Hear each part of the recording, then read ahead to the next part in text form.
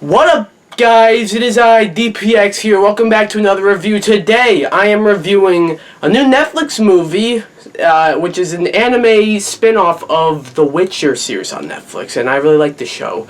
That is The Witcher: Nightmare of the Wolf. I've been looking forward to this movie, and what do I think? Well, let's get into it. Now, before we get started, you know what to do. Strike this video, subscribe to, hit the bell, and leave a comment, or I'll stab you.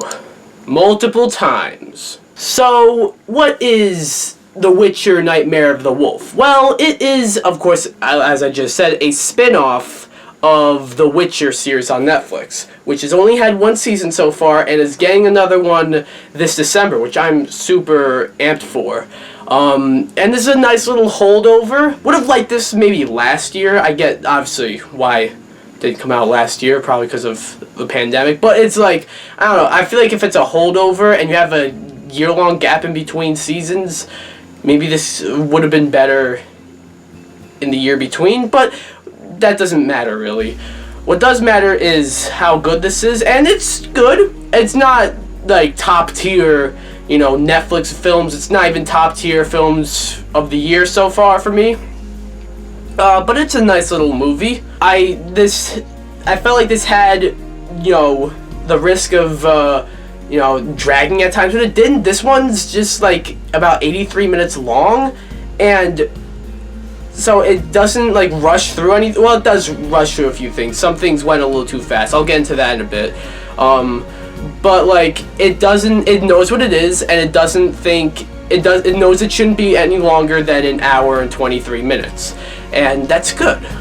And we see Vesemir, and Vesemir's supposed to be a character in Season 2, a more prominent character, so we got a bit of backstory for him. He's an interesting character.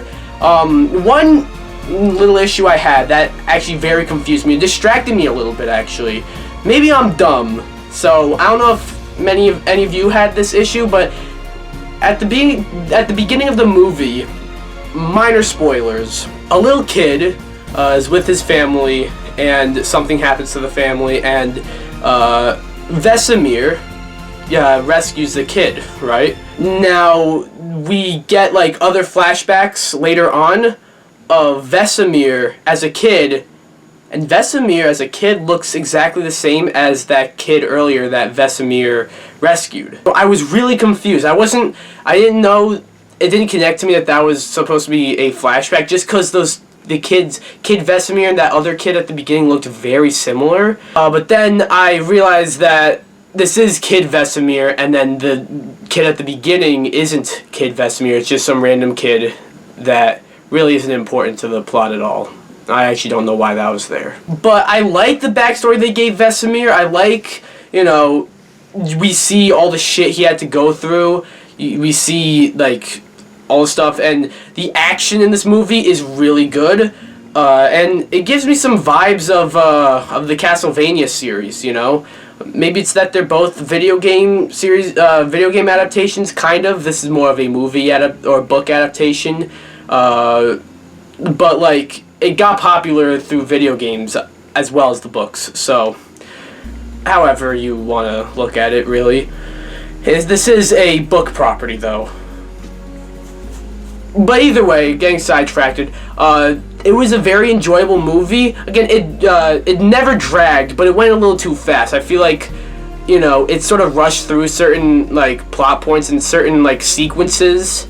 You know, the ending I felt was not that rushed, but went very fast, I feel. And at the beginning of the movie, without giving any spoilers, they establish a threat, and that threat is there. You know, you feel the threat.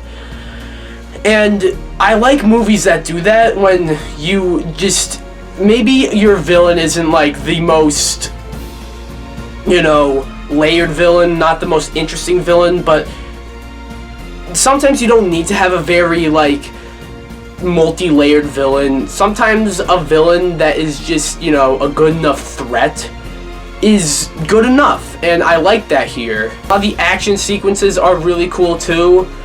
And yeah, there's just a lot to like about this. It's nothing too special. I probably won't remember this in the next few months. I'll probably remember it again when I watch Season 2 of The Witcher. But other than that, I probably won't remember it. That's another thing. I don't think this has much staying power, if you know what I mean.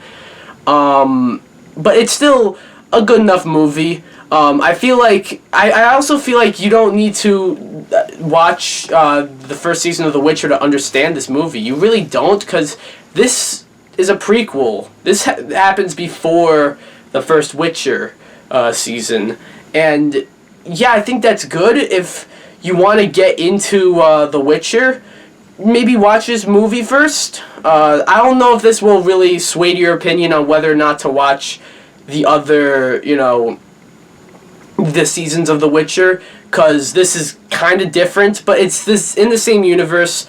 But like, I feel like I can see some people who like this series not liking this movie, and that's fine. But like, it establishes the lore, the history and everything very well, and I like that.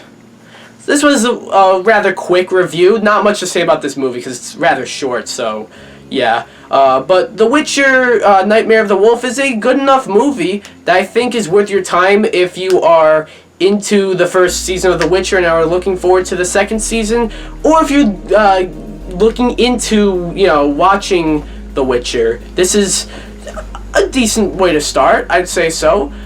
So I'll give The Witcher, Nightmare of the Wolf an 8 out of 10. There was a pause there, or a cut there, you might have noticed, because I wasn't sure if it should be an 8 out of 10 or a 7.5. But I'd say this is an 8 out of 10. I don't know, maybe over time my opinion might change for the better or for the worse. But it's definitely a fun little movie, not much to it. But yeah, it's enjoyable, and I'm sure you'll get a kick out of it if you're looking forward to The Witcher Season 2.